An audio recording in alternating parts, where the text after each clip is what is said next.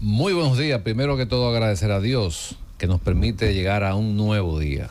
Gracias a don Bienvenido Rodríguez, a la familia por darnos la oportunidad de llegar a todos ustedes. Vamos a iniciar nuestro lunes urológico con el tip urológico de la semana. ¿Qué es una cistoscopía? Una cistoscopía es un estudio que realizamos a través de la uretra, o sea, el conducto por donde orinamos, tanto en la mujer como en el hombre, con la intención de ver la uretra, de ver la vejiga, en el hombre de ver la próstata y los meatos ureterales, que son los conductos por donde llega la orina desde el riñón. Esto se hace cuando el paciente tiene alguna sintomatología, como infecciones a repetición, que tienen sangre en la orina, entre otras condiciones. Ante la duda, visite a su urólogo.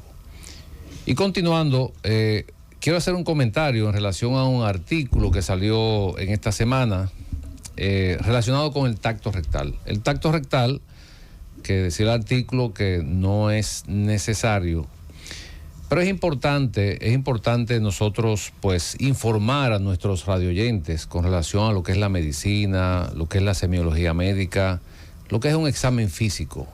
Un examen físico, hay cosas que nosotros podemos ver, que podemos palpar, que podemos auscultar, o sea, escuchar, que ningún estudio todavía puede verlo, ni puede palparlo como nosotros. Los médicos, cuando nos formamos, damos una materia que se llama semiología médica, que nos enseña a cómo examinar a un paciente. Examinar a un paciente es ver el paciente, es tocar el paciente, es palpar el paciente. Y dentro de ese examen físico, dentro de esa evaluación que realizamos en el paciente, está incluido lo que es el tacto rectal, incluso palpar los genitales para ver si el paciente tiene alguna debilidad, a veces los testículos también.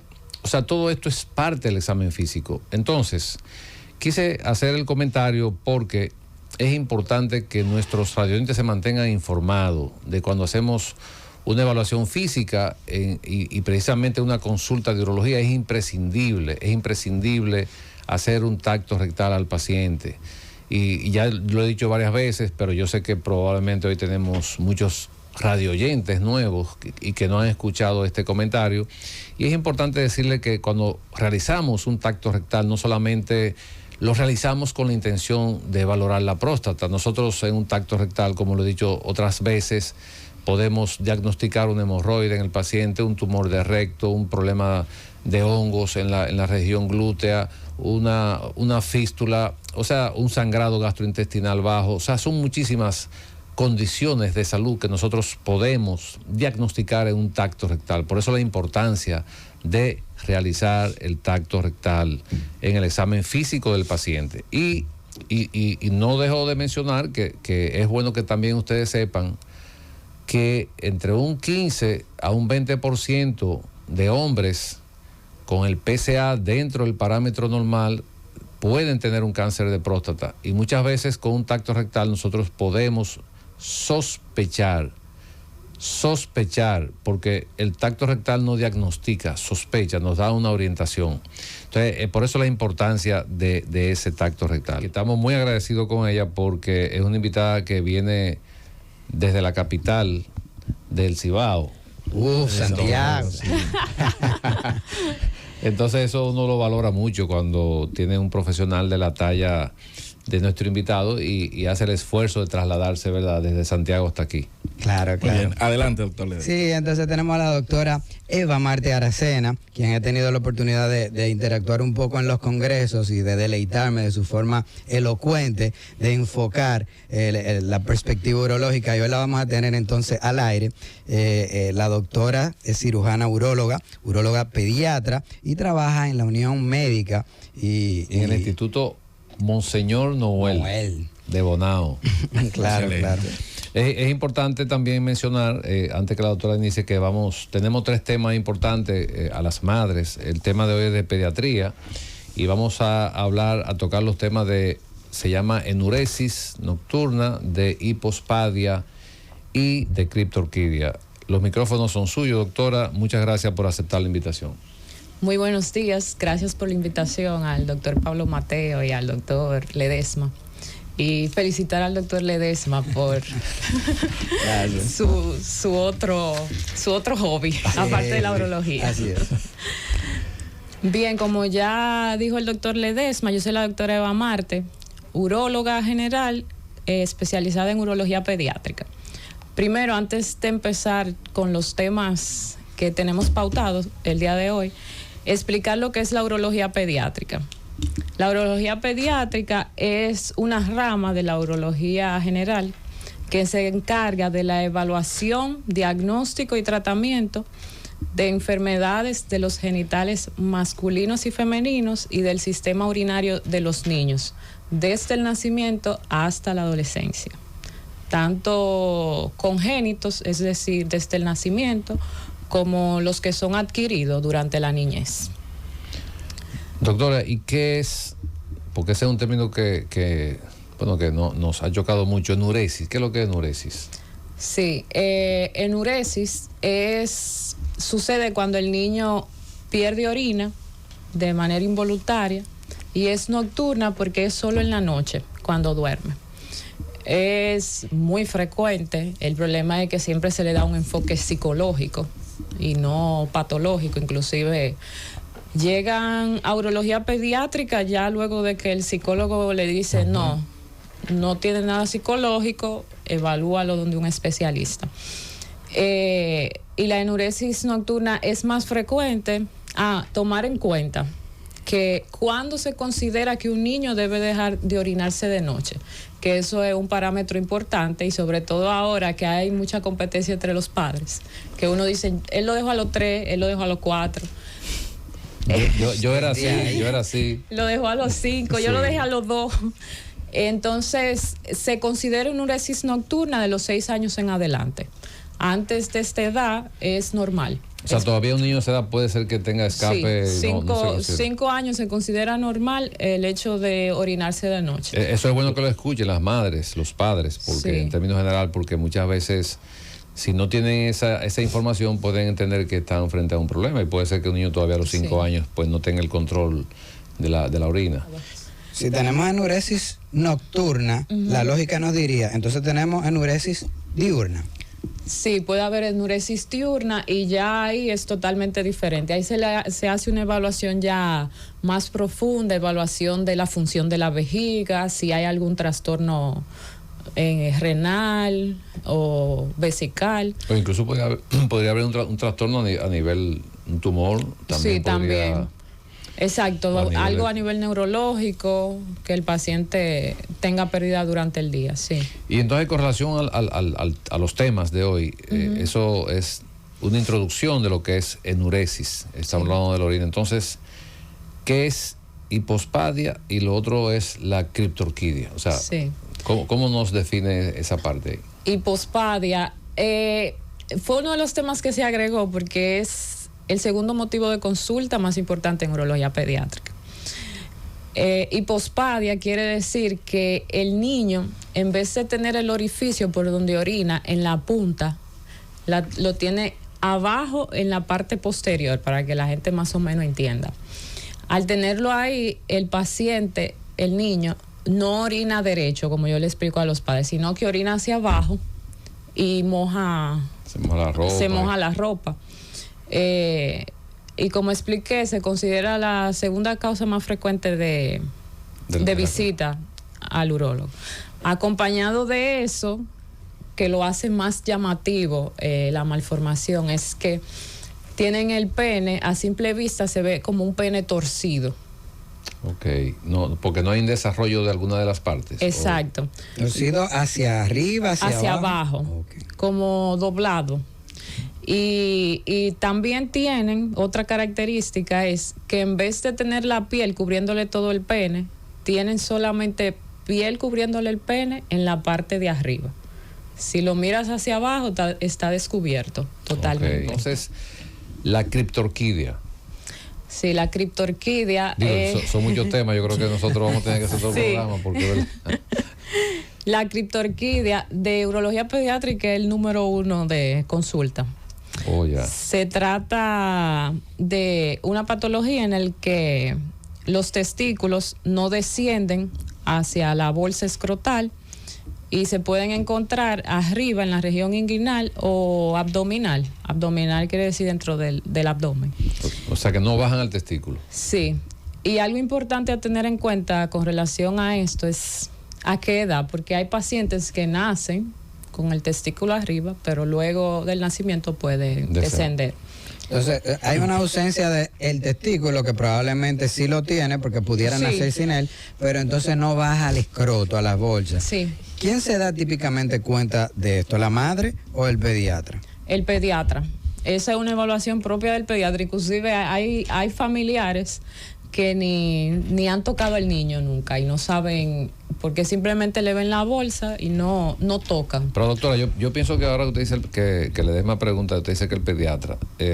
Por ejemplo, yo he recibido pacientes donde normalmente el pediatra se dedica a ocultarle los pulmones, el corazón y las amígdalas y ya. Entonces, yo pienso que es bueno, pues, hablar. Esta es la función de nosotros, orientar. Sí. Que siempre, por ejemplo, cuando usted lleve a su niño al pediatra, que le examine los testículos, le examine el pene, le examine el área anal, o sea, todo hay que examinarlo en un momento. O sea, que eso es parte del examen físico, porque no, como dije anteriormente, no hay ningún estudio que pueda diagnosticar estas patologías o estas enfermedades.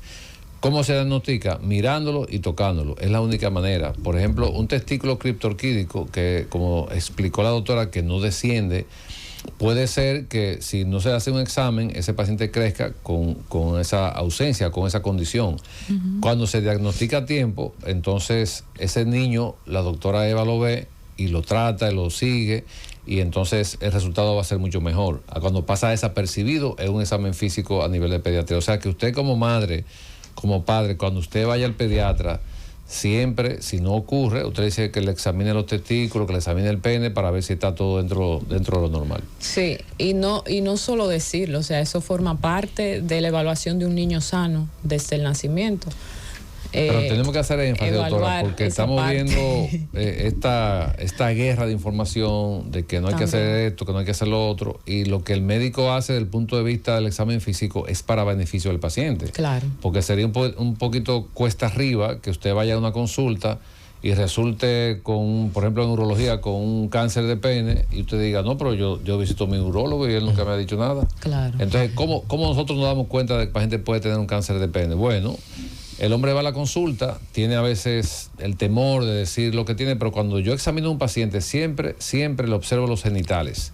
Entonces, este paciente puede tener una úlcera, que el paciente se la automedica, pero no se lo dice, o cree que un amigo le indicó un medicamento, se está tratando, y cuando llega ya tiene un cáncer de pene avanzado. Es por poner un ejemplo. Entonces, el examen físico es básico, es importante, no solamente a nivel de pediatría, sino a nivel, en términos general, con todo tipo de pacientes. Y estamos conversando con la doctora Eva Marte acerca de esas condiciones urológicas en niños o en edad pediátrica, digamos. Di de dónde es la doctora. Desde Santiago nos acompaña, claro. Yo soy de La Vega, maestro. ¿Es verdad? Así que yo soy de por ahí, de ahí sitio. Yo soy de Bonao realmente. Pero, bueno, de la región. Pero soy de la región norte. Si se nos sale una ahí, que nos dispensen, como dicen.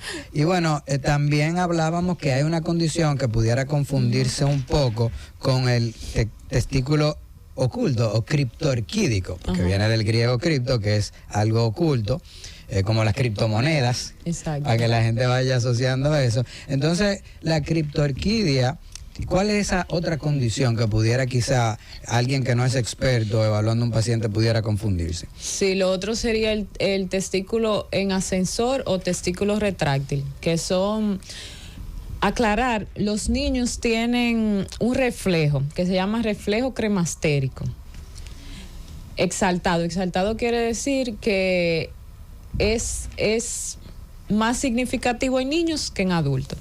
Entonces, al tener ese reflejo, los testículos pueden subir y bajar con más facilidad que un adulto y a veces confundirse con criptorquidia. ¿Por qué? En ocasiones el niño lo están evaluando en el consultorio y por el hecho de que la oficina es fría, en ese momento cuando el pediatra va y lo revisa, no encuentra el testículo en la bolsa. Y eso es lo que podríamos confundir con criptorquidia. Es bueno que repitan eso, porque con relación a la temperatura, o sea que el frío, la temperatura es un factor para que el testículo se esconda. Sí, vamos a decirlo así. Y en los niños más, inclusive asciende más. Entonces, para eso, algo importante, aunque no es una criptorquidia, los testículos retráctiles, el urólogo pediatra debe darle seguimiento anual hasta la adolescencia. Excelente. ¿Por qué? Porque de 10 niños que tienen esta condición, 2 pueden presentar luego una criptorquidia. Y no puede haber una torsión del testículo en ese tipo de testículo retráctil. O sea, no está confirmado que por el hecho de ser retráctil haya más incidencia de torsión. Que también es un tema interesante, la torsión testicular, que es una... Se confunde con muchas cosas. Es una emergencia urológica que muchas veces, hacer un comentario rápidamente, cuando el testículo se tuerce, o sea, da la vuelta, entonces pierde la irrigación, y este es un testículo que hay que operarlo de emergencia, porque si no se diagnostica a tiempo, no se opera, entonces puede dañarse el testículo. En estos casos es un testículo que se pierde en un niño o en un adolescente. O sea que ante un dolor testicular de manera repentina, que puede ocurrir a veces el paciente estando en reposo o puede ocurrir estando en un deporte, no pierdan tiempo usando antiinflamatorio, vaya a la emergencia, que este es un niño o un adolescente que debe ser visto inmediatamente por un urólogo. Sí, exacto. Excelente. Vamos a continuar con nuestra invitada, pero antes que nos están haciendo muchas preguntas y informaciones que son importantes, Ledesma, entonces es importante que demos por lo menos el Instagram para que las personas puedan ver las informaciones que subimos. Claro que sí. Pueden en Instagram, @urólogo Pablo Mateo. Y el mío es dr.wellingtonledesma.rd. Ahí está. Y el de la doctora, nuestra invitada de hoy, UroKit. Sí, UroKids se realizó exclusivamente para información de urología pediátrica, justamente por eso, porque hay mucho desconocimiento en esta área, y ya urología general, DRA, Eva Marte. Muy bien. 3 temas, o un tema y 2 tópicos, podríamos nosotros decir. Doctora, criptorquidia, hipospadia y neurosis nocturna. ¿Cuál de esas 3 patologías podríamos nosotros decir que afecta más al individuo? Bueno, todas afectan la parte emocional. Ajá. Importante saber que la criptorquidia, si no se realiza el descenso a tiempo, el aumento de riesgo de cáncer de testículo es más alto. Eso es indiscutible. Y lo otro, el riesgo de infertilidad. Entonces, otra cosa que hay mucha confusión es con relación a en qué fecha o a qué edad deben descenderse los testículos. Ajá. Mucha gente se ha quedado con los 7 años, pero realmente la edad ideal es 18 meses o menos. O sea, 1 año y medio. Entonces. Exacto, para evitar daño de unas células que se encuentran en el testículo que se llama espermatogonia, que en el futuro van a producir los espermatozoides. Y lo otro importante es que después del año y medio aumenta aún más el riesgo de cáncer de testículo. Por ejemplo, el paciente que de por sí nace con los testículos arriba tiene 3 veces más riesgo de desarrollar cáncer de testículo que un niño normal.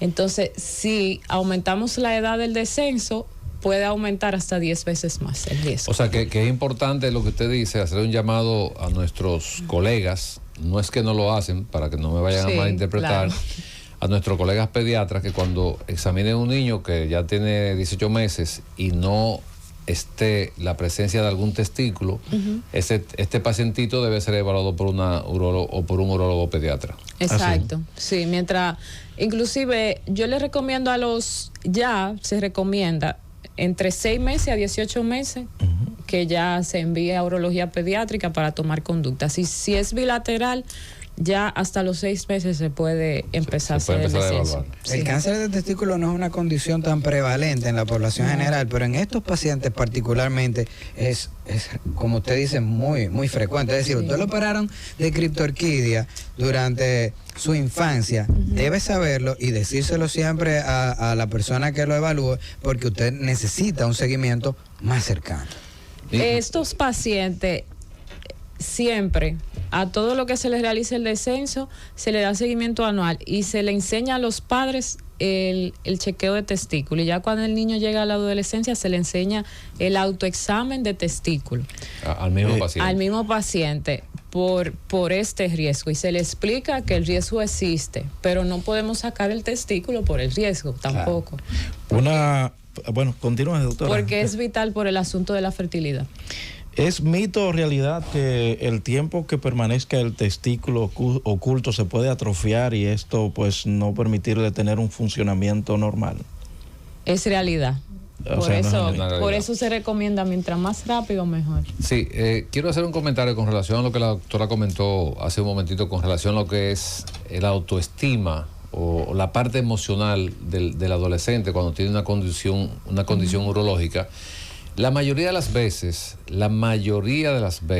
los problemas emocionales del adulto lo producen los padres en la casa, con términos que usan de manera probablemente inconsciente, por falta de orientación, y tienen que tener mucho cuidado, porque tanto hombres como mujeres que crecen con ciertas condiciones en el comportamiento humano, son producidas en el hogar por a veces incluso juegos que se usan, pero de problemas de salud que deben tomarse de manera seria, de manera que el niño, el adolescente no se vea afectado, no se vea burlado, porque cuando un papá o cuando una mamá hace un comentario de un hijo, no se imaginan cuál es el peso que esto tiene en un hijo. O sea, un papá dice que tiene miedo a algo y ya el niño le tiene miedo a eso porque, bueno, su ejemplo a seguir es el papá o es la mamá. Entonces, tenemos que tener mucho cuidado con los comentarios de que tiene esto grande o pequeño.